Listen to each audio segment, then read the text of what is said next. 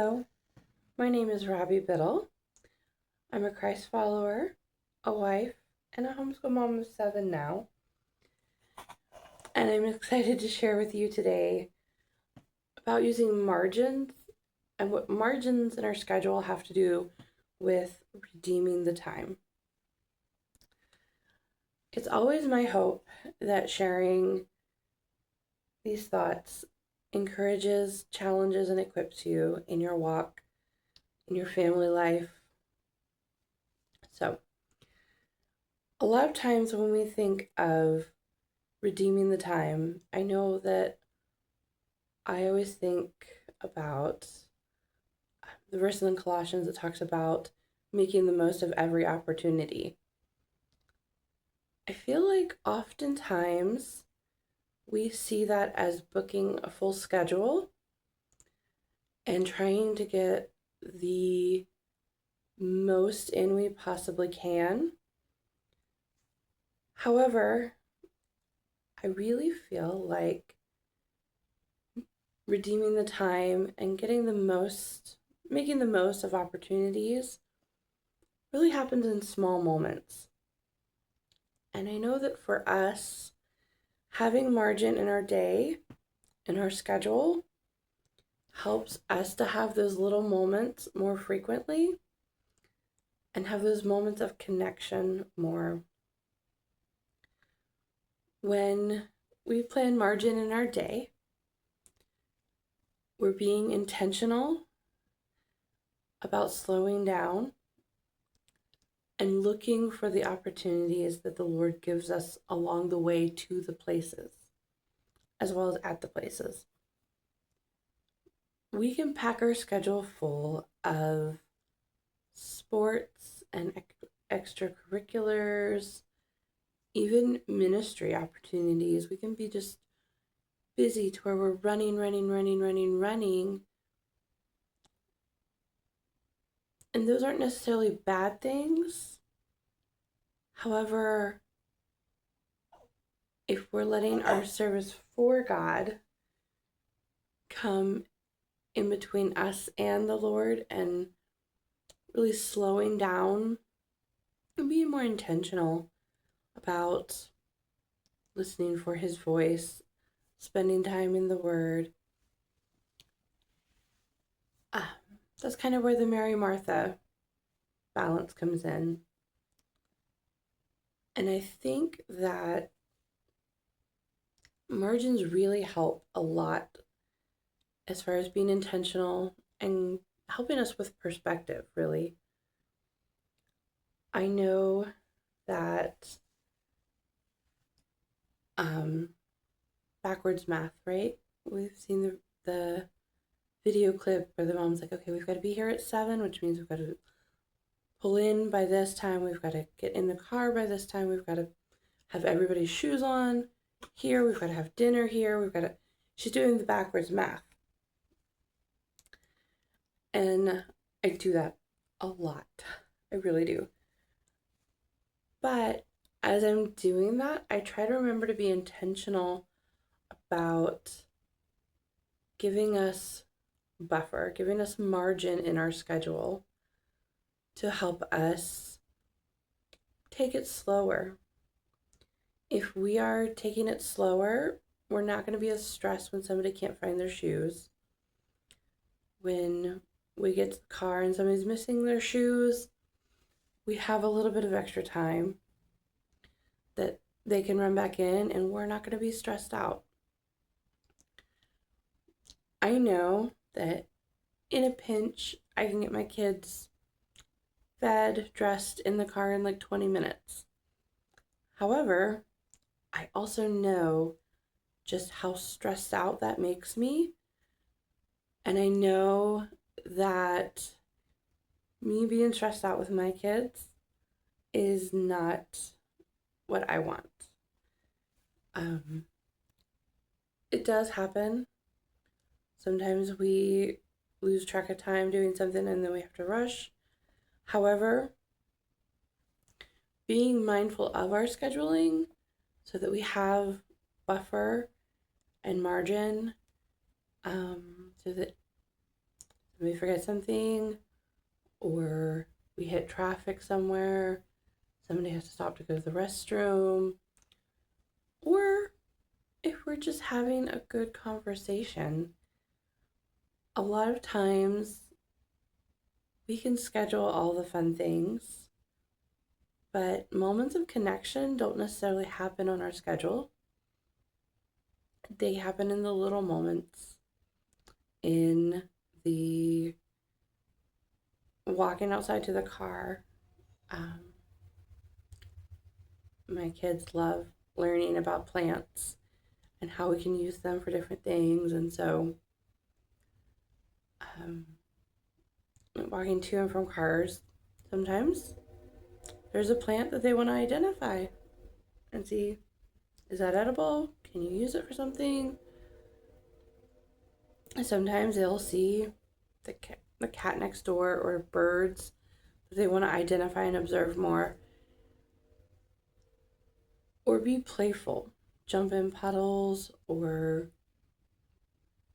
hop on one foot around. Sometimes we're already having a good conversation and we need that few extra minutes to kind of wrap things up.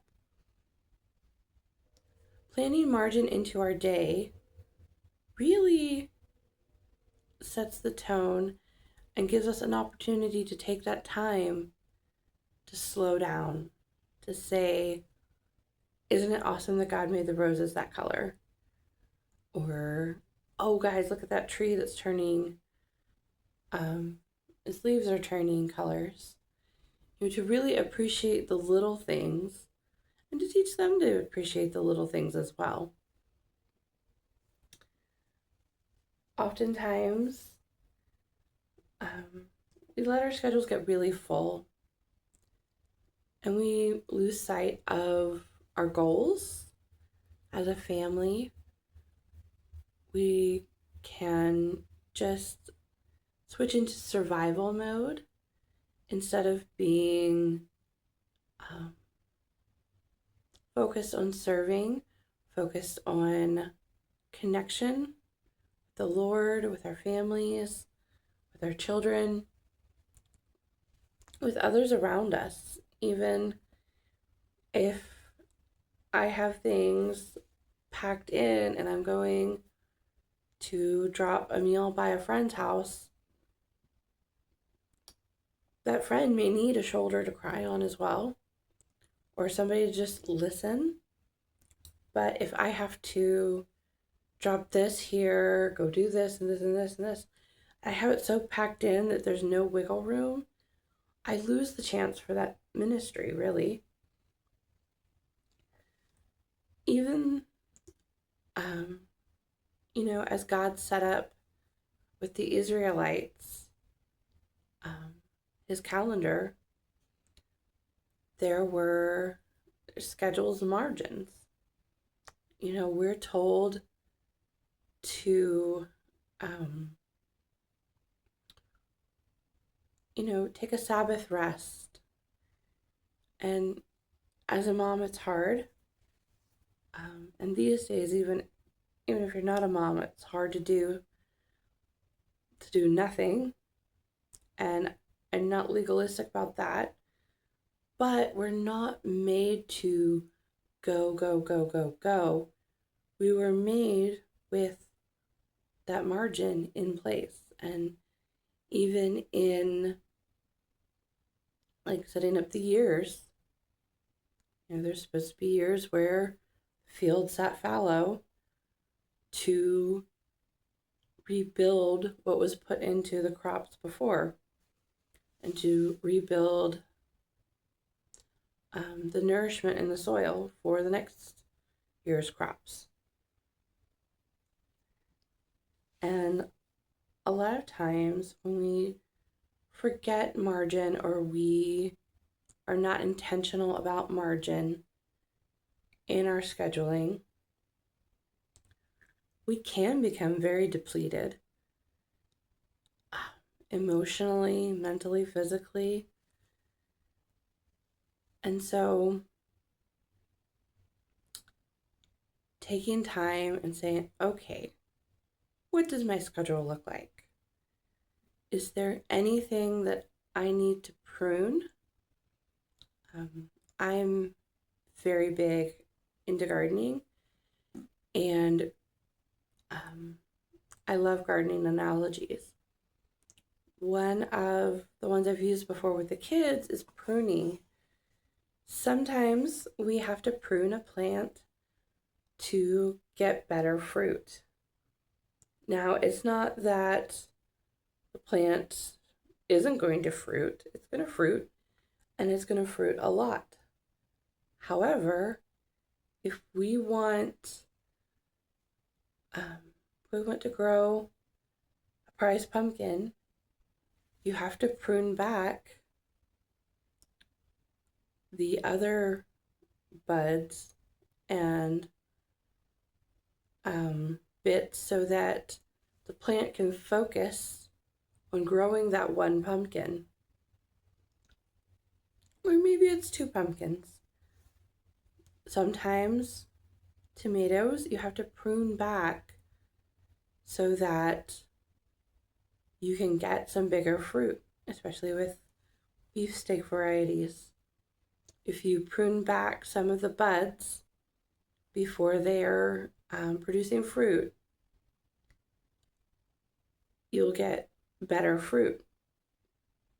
Bigger, better, healthier. Now, if you don't prune it, you will get a bunch of little fruit. However, it might not be the best fruit. So, if we're looking at everything that we have on our schedule and we find ourselves stressed over our schedule, or we're constantly stressed getting places, I like to seasonally step back and look at our household systems, scheduling, what all we're going on, what all's going on in our lives, to kind of evaluate, is there anything that needs to be pruned this season? Is there anything that we need to shift around to step back from, to make things the most productive, to be in line with where the Lord has called us to be in those things? Sometimes that's saying no to ministries or stepping back from ministries for a while. Sometimes it's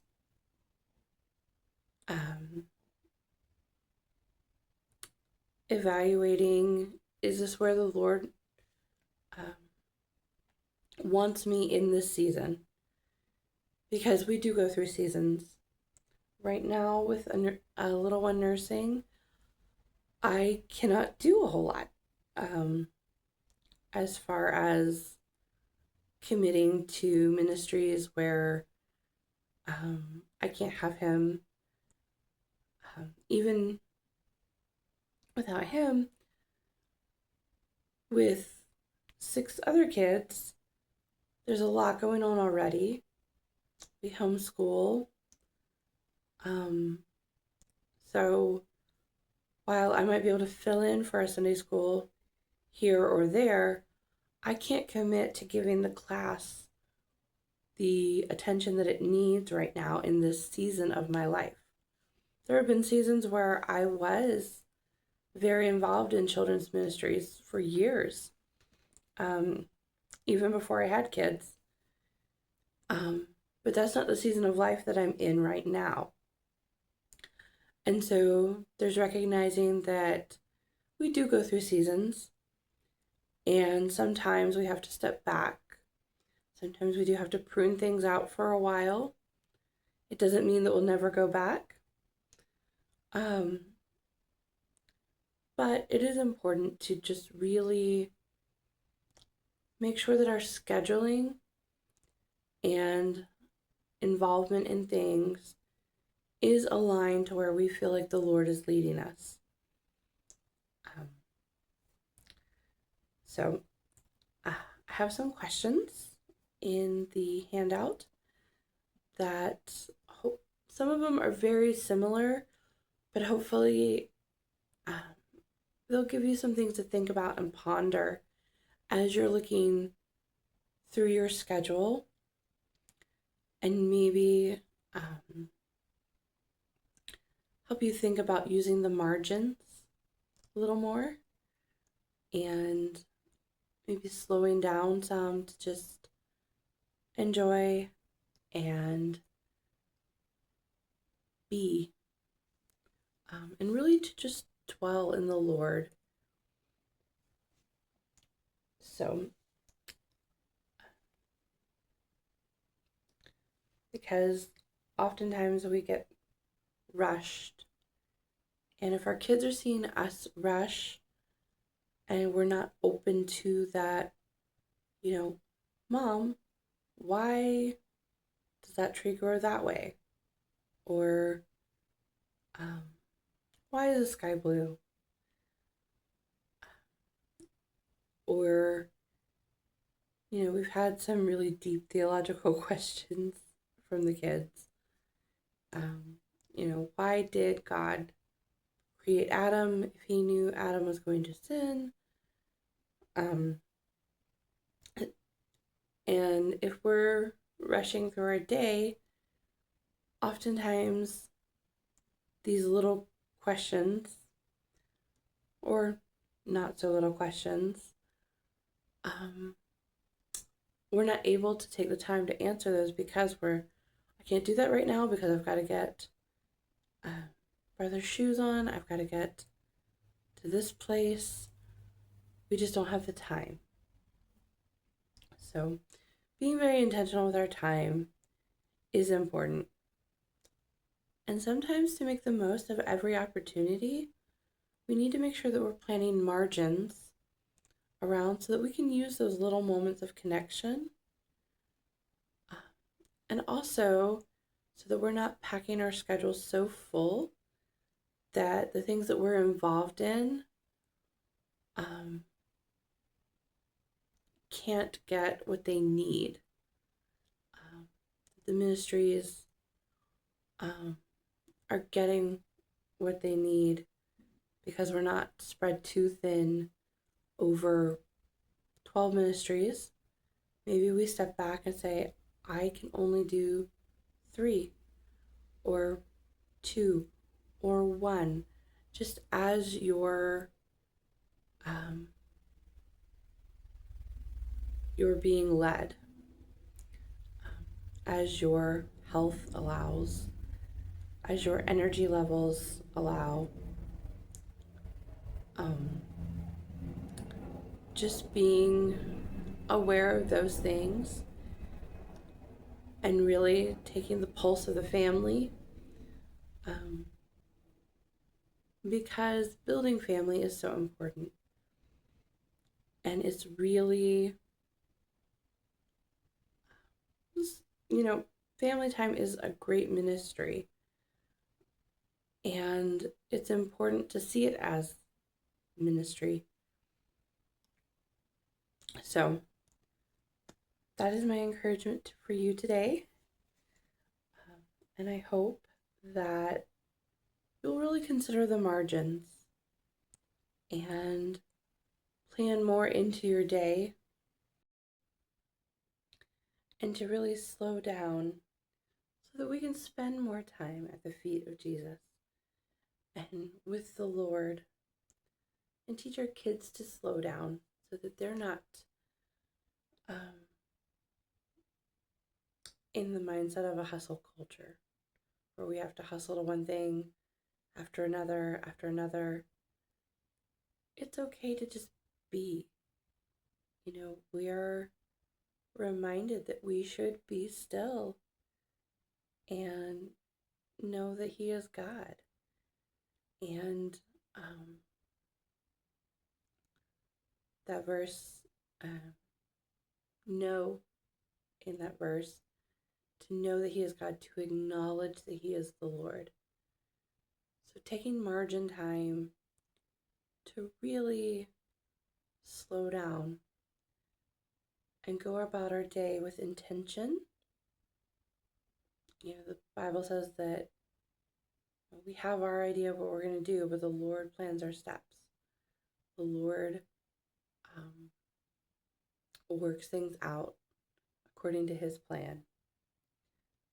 So I pray that this has challenged you, maybe given you something to think about. And I pray that the rest of this conference will be a blessing to you and that you have a wonderful new year.